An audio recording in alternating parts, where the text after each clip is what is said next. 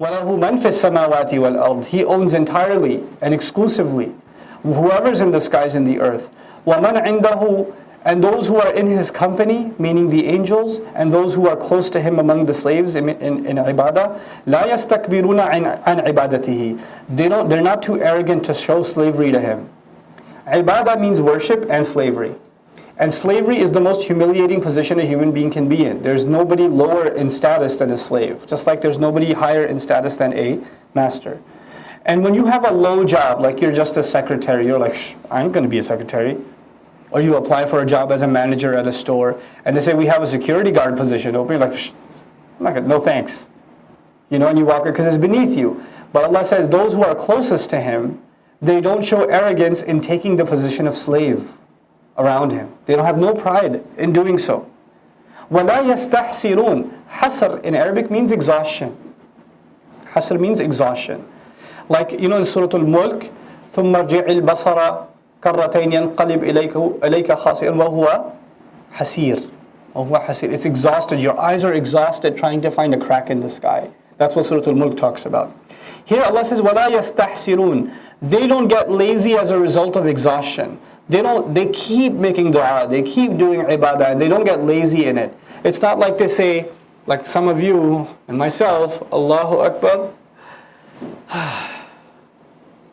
You know what that means, right? When is ruku'? You know, that laziness. لا يستحسرون. يسبحون الليل والنهار. They declare Allah's perfection night and day. لا يفترون. وهنا التلاميذ للغة العربية الأهمية للصرف للتصريف. لا يفترون ولا يفترون. افترى يفتري افتراء. هذه ليست الكلمة. Sorry, I'm talking to the Arabic students for a second. فتر يفتر فترا وفتورا. هذا هو. فالأحد منهم مزيد في والآخر مجرد. This is a completely different word.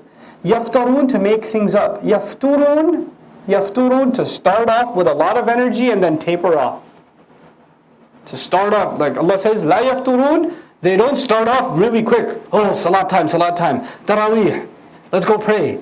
And after like the first rak'ah, the Imam says, Allahu Akbar, and you're the last guy to make ruku'. Like, oh, okay. You seen those guys that get up from sajda like 3 minutes later? In the next rak'ah? Everybody's up and this guy's still like a truck backing up, like, take their sweet time. This is futur. You start off with energy and then it tapers off. Then you don't have that enthusiasm anymore. And that's not just in one ibadah. Over time, you used to be so energetic. You used to be so active. You used to make so much more salat. And now, I don't know, just don't have the energy.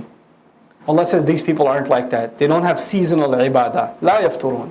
أم اتخذوا آلهة من الأرض هم ينشرون. Or is it the case that these people, meaning the mushrikun, who take religion as a joke, have they taken other gods out of the earth?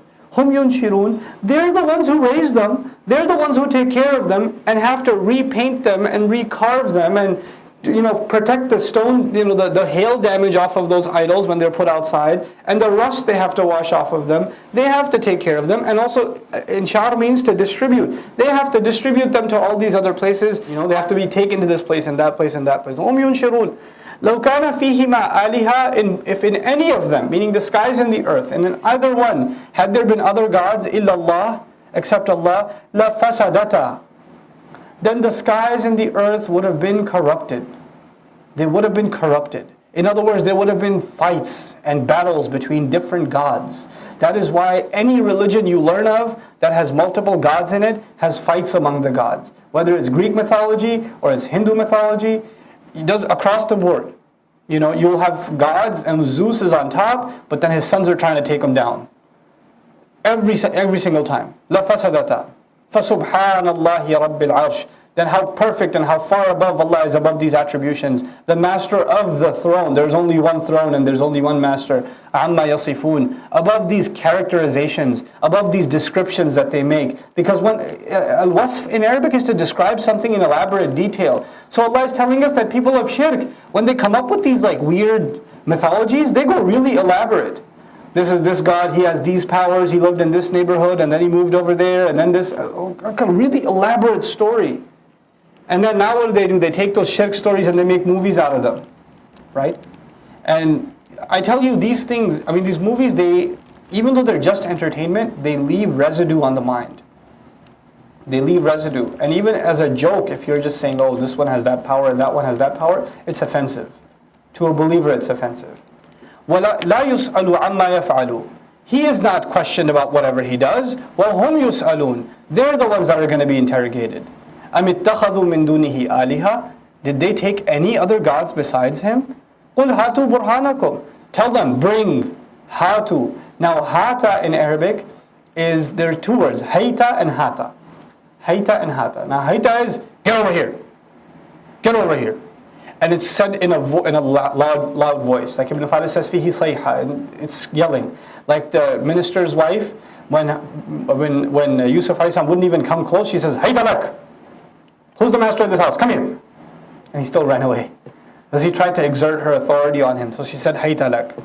Hatu is also like, bring immediately. It's actually from ata yu'ti. Like ati means give. Hati, come on, give right now. Hurry up and bring. Hey, bring. Hati, with the ha in the beginning. The ha, al-ha'u lil-intibah huna. Hey, pay attention and bring it right now. So, hatu burhanakum. Bring your irrefutable proofs for your mythologies. Hadha dhikru man ma'i. This Quran is a mention of whoever is with me. It talks about whoever is with me. It describes the characteristics of believers. وَذِكْرُ مَنْ قَبْلِي. And it mentions those who came before me. بَلْ أَكْثَرُهُمْ لَا يَعْلَمُونَ الْحَقِّ. Rather, the case is that most of them don't even know the truth. فَهُمْ مُعْرِضُونَ. And because they don't have the power to recognize the truth, they don't know the truth, they just decide what I don't know can't be that important, so they ignore it. And that's a really sad attitude people have. If I don't know about it up until now, how can it be an important thing? I survived this far in my life without knowing about Islam, so why do I have to know about it now? I'll be alright, no thanks. وَمَا أَرْسَلْنَا مِن قَبْلِكَ مِن رَسُولٍ إِلَّا نُوحِي إِلَيْهِ. We never sent a messenger before you at all, except that we revealed to him one same truth. أَنَّهُ لَا إِلَهَ إِلَّا أَنَا فَاعْبُدُونَ. That there's no one worthy of worship or obedience in any way, shape, or form except myself, then enslave yourselves to me. وَقَالُوا اتَّخَذَ الرَّحْمَنُ وَلَدًا. Then some of them said that the most merciful has taken a son. Subhanahu. How far above he is that claim. How perfect he is. Subhanahu means you can't say something so low about someone so high. That's what subhanahu implies. But ibadun mukramun. Rather, the case is the people they talk about being Allah's son were slaves that were honored. Ibadun mukramun. La yasbiqunahu bil qawl. They never speak before Allah. In other words, they never open their mouth until Allah gives the instruction. This is a show of respect. They are honored and they honor Allah. In the previous ayah, Allah honored those slaves like Isa alayhi salam, mukram. He's honored. In the next ayah, in ayah number 27, we're learning how he shows respect to Allah. You know, in the teacher-student relationship, if the teacher speaks before the student, it's disrespectful. The teacher should speak first. Not in the case of salam. You give salam first as a student, but teacher, he speaks and you cut the teacher off and you want to say what you want to say first. That's disrespectful. Allah says, these slaves of mine, they don't even open their mouth. They don't even say anything before me. بِالْقَوْلِ وَهُمْ بِأَمْرِهِ يَعْمَلُونَ. And whatever commands He gives, they follow it, they obey it, they do it. يَعْلَمُ مَا بَيْنَ أَيْدِيهِمْ وَمَا خَلْفَهُم. He knows what is behind them and what is right in front of them and what they left behind. وَلَا يَشْفَعُونَ إِلَّا لِمَنِ ارْتَضَى. And they are not going to intercede on anyone's behalf except for the one He may be pleased with. Meaning again a reference to the Rasul sallallahu alaihi wasallam. وَهُمْ مِنْ خَشْيَتِهِ مُشْفِقُونَ. What to speak of them speaking on anybody else's behalf? These prophets, out of the fear of Allah Himself, they themselves are terrified. They themselves are horrified on the Day of Judgment. How are they going to speak on anybody else's behalf? وَمَنْ يَقُلْ مِنْ. And that's why we learn in the famous hadith, people go to their prophets and the prophets say, nafsi, nafsi. No, me. I have nothing to do with you. I'm terrified myself. وَمَنْ يَقُلْ مِنْهُمْ إِنِّي إِلَهٌ مِّن دُونِهِ. And whoever of them would have said, you see, it's beautiful that here is the Arabic grammar and its joys come to life. يَقُل is majzoom. But there's nothing, meaning has a sukunatiyan, yaqul has a sukunatiyan. But there's nothing, no indicator here of why it would be. And when that's the case, it actually becomes hypothetical speech. So whoever of them would have said that I am no doubt a God besides him. Now listen, Allah is talking about prophets, right? The slaves that were honored, that obeyed him, that never speak before him, etc., etc. Now Allah says, whoever of them might have even said that I am a God besides him. Allah didn't say whoever of them says, because none of them actually said. It can only be said hypothetically. وَمَنْ يَقُلْ مِنْهُمْ إِنِّي إِلَهٌ مِنْ دُونِهِ فَذَلِكَ نَجْزِيهِ جَهَنَّمْ Then that person, we compensate him fully with Jahannam. كَذَلِكَ نَجْزِي الظَّالِمِينَ That is how we compensate those who do wrong. أَوَلَمْ يَرَ الَّذِينَ كَفَرُوا Didn't those who disbelieve already observe أَنَّ السَّمَاوَاتِ وَالْأَرْضَ كَانَتَا رَتْقًا That the skies and the earth were both fused together. They were fused together. Rataqa, and the opposite of rataqa in Arabic is fataqa. So the very next word is fataqnahuma. So ratq and fatq are opposites. They're of that to each other.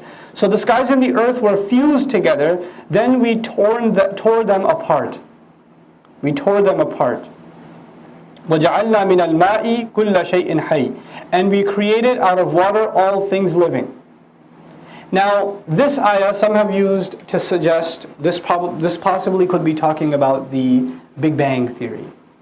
Because the Big Bang Theory, so far as we know up until now, the theory suggests that the entire universe was this one tiny fused speck, and then this massive explosion of this concentration of energy, and then it burst, and it continues to expand. And the universe continues to expand. Now, the Quran does corroborate in some respect the idea that the skies and the earth were fused, and they are expanding. That they are now, then they're torn open. And interestingly, some Muslims have a real problem studying subjects like evolution. Right? Because they say if you study evolution, your iman's going to get messed up, and you're stop going to thinking you came from Adam alayhi salam. You're going to start thinking you came from the guy you saw at the zoo, and your entire worldview is going to get destroyed. Allah Azza wa Jal commands us in the Quran, commands us, فَانظُرُوا كَيْفَ بَدَأَ الْخَلْقِ Look carefully how creation began. Literally, Allah wants us to study creation and its origins. Like the origin of species should have been written by a Muslim. This study should be done by Muslims. We shouldn't be afraid of these studies. We should engage in these studies.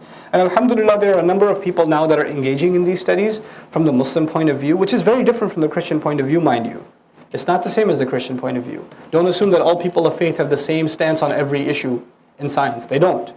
And our stance is often confused with the Christian stance, right?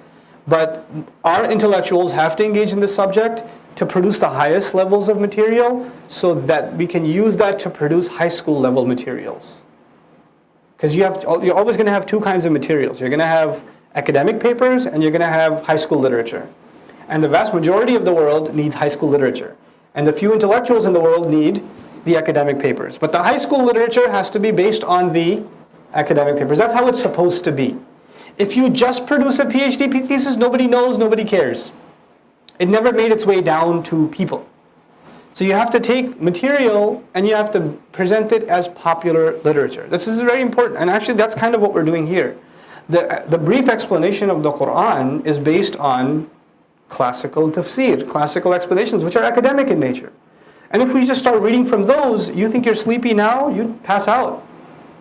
So it has to be that it's at first presented in language anybody can understand, and then as people develop, they can go and access the more academic works and go higher and higher. And that's true of even the scientific subjects that relate to the Quran. But what's beautiful in this ayah particularly, not only did Allah talk about the origins of the universe, that they were originally one and then they were torn apart, He also talked about the origin of life, which is now unanimously agreed upon as water being the source of the origin of life. So He says, وَجَعَلْنَا مِنَ الْمَاءِ And we made from water every living thing. وَجَعَلْنَا مِنَ الْمَاءِ كُلَّ شَيْءٍ حَيٍّ That's why even in space exploration, they look for traces of water or water, right? And say if there's water, there may be chances that there's life. أَفَلَا يُؤْمِنُونَ Then why don't they believe? Now let's go back a second. Allah says, أَفَلَمْ يَرَ الَّذِينَ كَفَرُوا Didn't those who disbelieved see? Didn't they observe? Well, see, the disbelievers of that time, they couldn't have observed this. They couldn't have observed that the sky and the earth were once fused. And I mean, their yara could mean, haven't they ever thought about how they were just nothing before they were fused and Allah tore them open? Didn't they think about that? But now we're in the age where this yara can come to life. You could literally try and explore the origin of the universe. And you could try to peer into the universe, you know. That's why I really recommend when you study ayat like these as a family, you guys should watch like origin of universe type documentaries. Some really cool ones are out there. And you just watch them because they'll increase your iman. And what's really sad about those people that present those documentaries, it makes me sad. You know, these really smart people, they study the universe and they're fascinated by this incredible creation that seems to just keep going on and on and on, right? And all of their amazement is with the universe. Like they're so impressed with the universe. As impressive as it is, when the believer sees that, they get even more impressed with Allah Azza wa Jal. With Allah Azza wa Jal. And there's an ayah about that that's going to come. It's very beautiful. I'll share that with you, inshallah. Okay.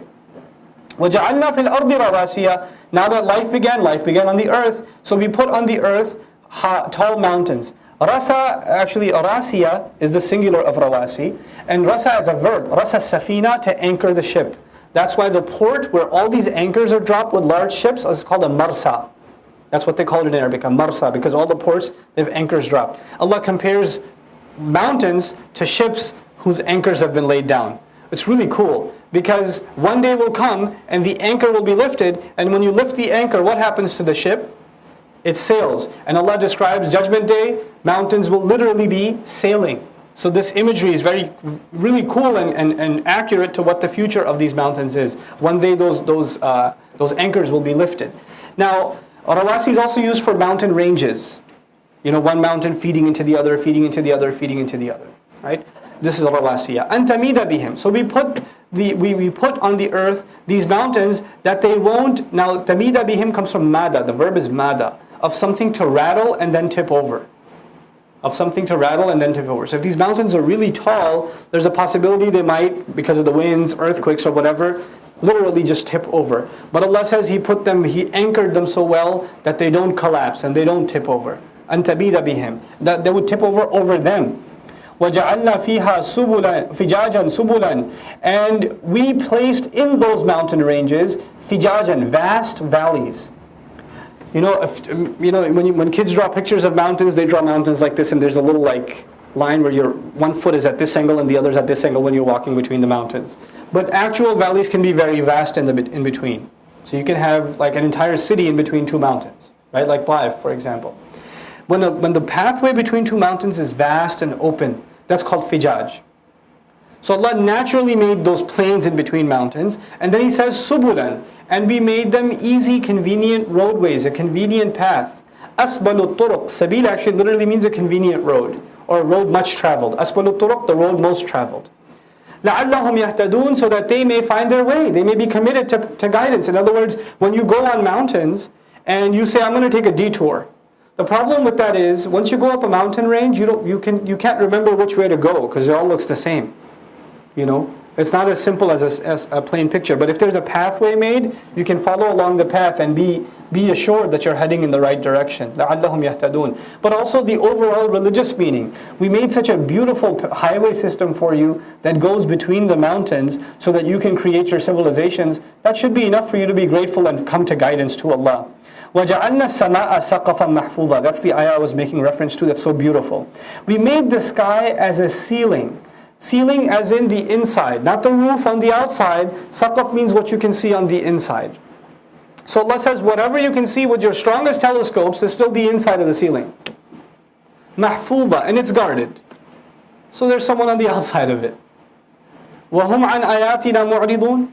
And they, in regards to our incredible ayat, they deny, they ignore them. Now let's talk a little bit about the word mahfuza. They're guarded. The ceiling that is guarded. Meaning it has a lot of protection in it.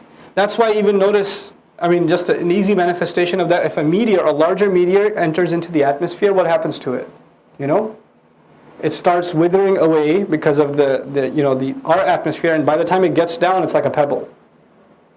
The sky itself is guarded. It has a protection system in it, mahfuzan. وَهُوَ الَّذِي خَلَقَ اللَّيْلَ وَالنَّهَارَ. And He's the one who created the night and the day. وَالشَّمْسَ وَالْقَمَرَ. And the sun and the moon. كُلٌّ فِي فَلَكٍ يَسْبَحُونَ. All of them are in their own orbits, their own round spheres, swimming away. Sabaha to swim. Falak to have a round path. Falak is, fulk comes from it. Fulk is a round ship. Fulk also a ship that makes a U-turn or comes back to where it started. Meaning it went around the island and it came back. So in orbit, that's the modern term orbit. So Allah even already starts talking about how the sun and the moon are moving in their own orbits. Kullun fi falakin yasbahun. Another interesting subtlety here, kind of difficult to understand. Allah mentioned night first and day second. But then He mentioned the sun first and the moon second. Because He mentioned the night first, I was expecting Him to mention the moon first, because night, moon, and then day, sun, right? But He reversed it. He says night first, day second, sun first, moon second. And that is because in Arabic rhetoric, you don't go by the simplistic sequence, you go by the deeper sequence. The deeper sequence here is what is the default? What is the original state? The original state is darkness. That's the normal state. And then darkness is disturbed by light. And between the sun and the moon, what's the original? What's the original light and what's the default light and what's the borrowed light? The sun is the default, it's the original. So the originals in both are mentioned first. And then the secondaries are mentioned. So al-layla wal-nahara wal-shamsa wal-qamara kullun fi falakin yasbahun.